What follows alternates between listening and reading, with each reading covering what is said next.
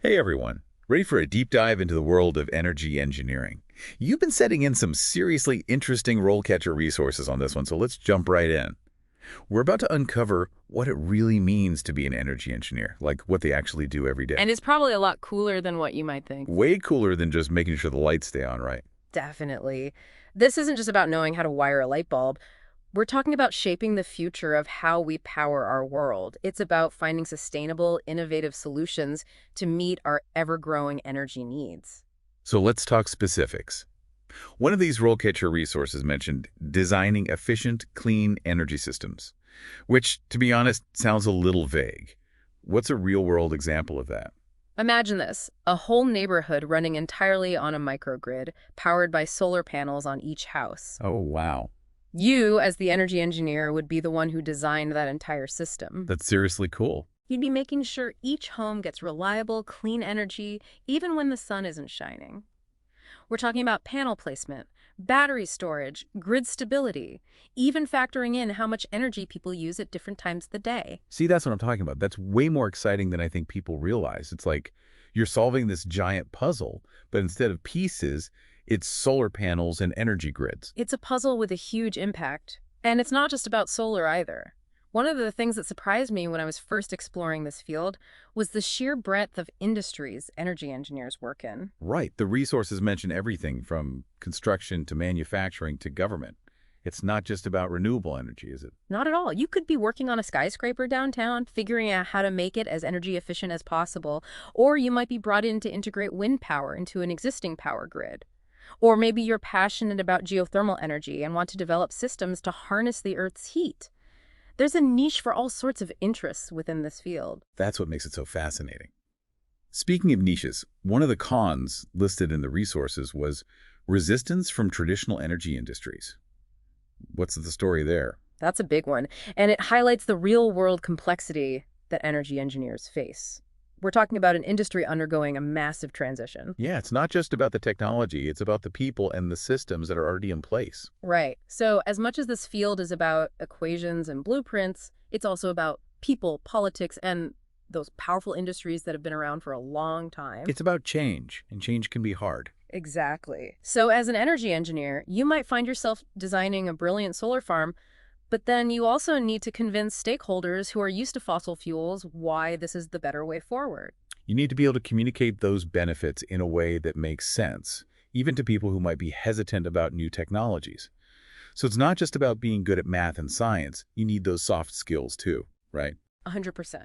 Being able to bridge the gap between the technical details and the real-world implementation, that's a crucial skill for an energy engineer. You need to be able to explain complex concepts clearly, listen to concerns, and find solutions that work for everyone involved. So you're not just an engineer, you're a bit of a diplomat too. You could say that, and that's what makes this career so challenging and rewarding. You're constantly learning, adapting, and finding creative ways to move us towards a more sustainable future. I love that. Okay, before we get too far ahead, let's go back to the day-to-day of being an energy engineer.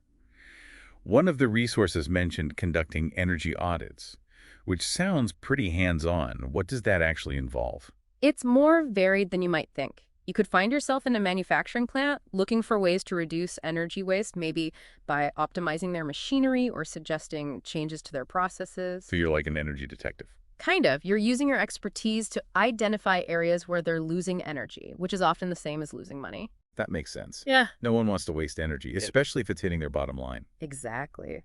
Or you might be analyzing the energy consumption of a whole office building, looking for ways to make it more sustainable and reduce its carbon footprint. That's pretty cool. I bet you uncover some interesting things doing that. You definitely do. It's all about using your knowledge to make things better, both for the environment and for the people using those spaces. So you're going into these different workplaces, figuring out how they use energy, and coming up with ways to make it better. Exactly. And that takes a certain kind of person, someone who's not just good with the technical stuff, but who's also passionate about making a real difference. Because let's face it, passion about saving the planet doesn't really fly in a resume, does it? Maybe not, but it sure helps when you're facing those real-world challenges we talked about earlier. And speaking of resumes, RoleCatcher had a lot to say about tailoring those applications for energy engineering jobs. Oh, yeah, like highlighting those certifications you mentioned earlier.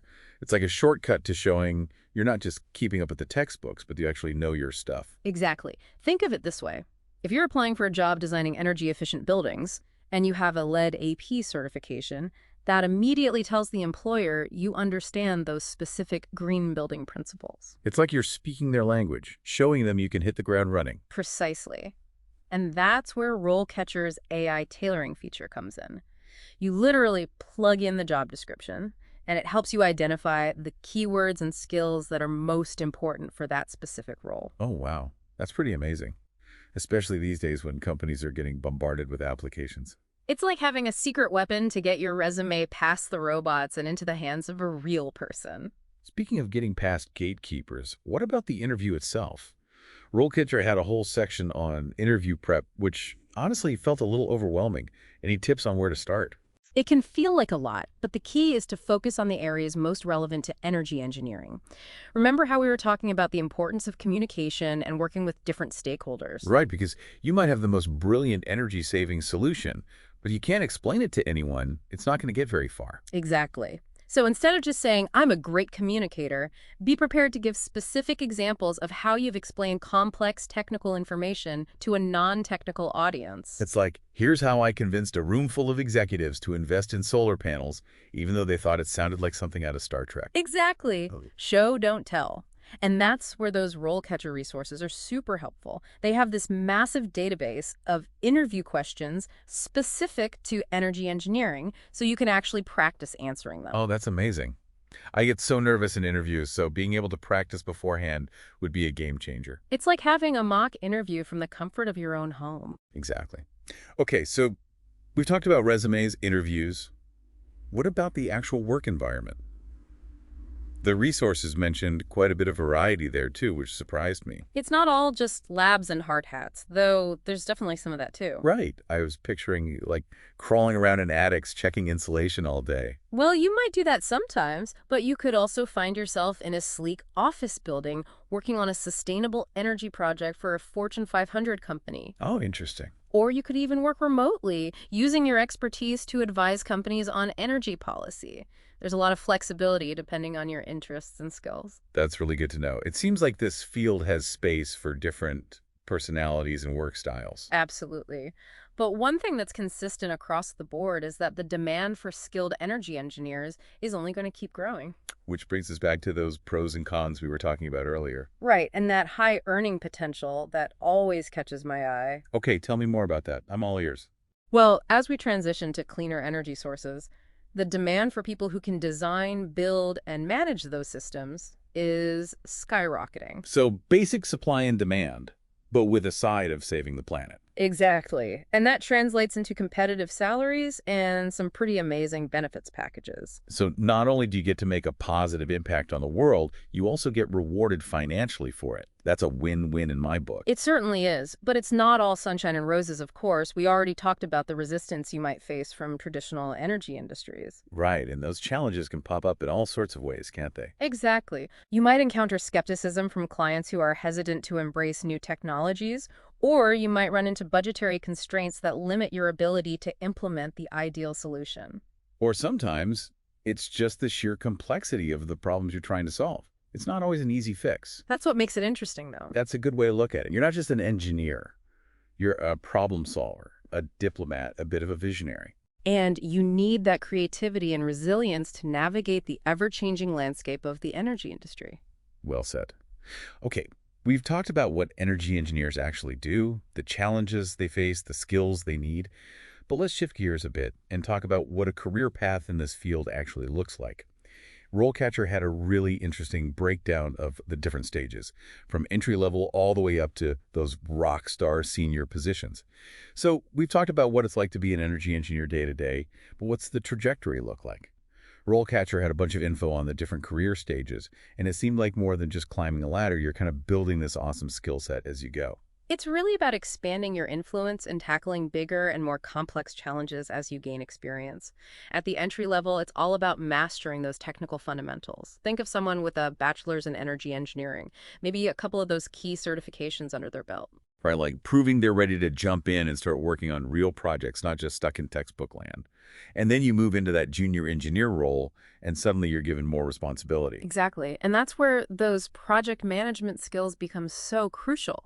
You're not just crunching numbers anymore, you're coordinating with teams, managing timelines, and making sure things stay on track. So you need those leadership skills to start shining through. It's like you're leveling up in a video game. New challenges, new abilities. And RoleCatcher mentioned a master's degree becoming more common at this stage, often with a focus on a specific area like renewables or energy efficiency. It seems like specialization is pretty important in this field. It really is. As you gain experience, you naturally gravitate towards what excites you most. Maybe you're passionate about designing net zero buildings or finding ways to integrate solar power into the existing grid. And those targeted certifications become even more valuable because they show employers you've got that specialized knowledge they're looking for. So it's not just about being a jack of all trades. It's about becoming a master of your niche. Okay, so you've paid your dues, you're leading projects, you've got some wins under your belt. Now you're moving into that sweet spot of being a mid-level energy engineer. What changes at this stage? Well, this is where your leadership skills really take center stage. You're not just managing projects anymore, you're leading teams, often made up of people from diverse backgrounds, each with their own area of expertise. Remember those communication skills we keep coming back to. Right. You can't just be a tech whiz. You have to be able to get everyone on the same page and working towards a common goal. Exactly. And you need to be able to navigate those tricky interpersonal dynamics, resolve conflicts, and make sure everyone feels heard and valued. It's a lot like being a conductor, making sure all the different instruments are playing in harmony to create something beautiful. And the learning never really stops, does it? RoleCatcher highlighted the importance of continuing education throughout your career. Even at the senior level, those engineers were still attending conferences and pursuing advanced degrees. That's so true. Like you were saying earlier, this industry is constantly evolving, so you have to evolve with it if you want to stay ahead of the game. So even if you reach that coveted senior energy engineer level, you're still hitting the books, attending webinars, getting those new certifications. Absolutely. Because at that level, you're not just an engineer anymore. You're a visionary, a mentor, a leader. You're setting the strategic direction for an entire organization, making decisions that will impact the way we power our world for years to come. And that takes a deep understanding of not just the technical aspects of energy, but also the economic, political, and social factors that are shaping the industry. It's a huge responsibility, but also incredibly exciting. You're shaping the future of energy, tackling one of the biggest challenges facing humanity. And you're doing it alongside a team of brilliant, passionate people who share your commitment to a more sustainable world. That's what I love about this field. It's not just about crunching numbers or designing systems. It's about using your skills and your passion to make a real difference. So as you continue to explore the world of energy engineering, remember to keep asking those big questions. What kind of impact do you want to make? What gets you fired up? What keeps you up at night? The answers to those questions will guide you to your niche, to the area where you can truly thrive and make a meaningful contribution. Keep learning, keep exploring, and keep pushing for a brighter, more sustainable future.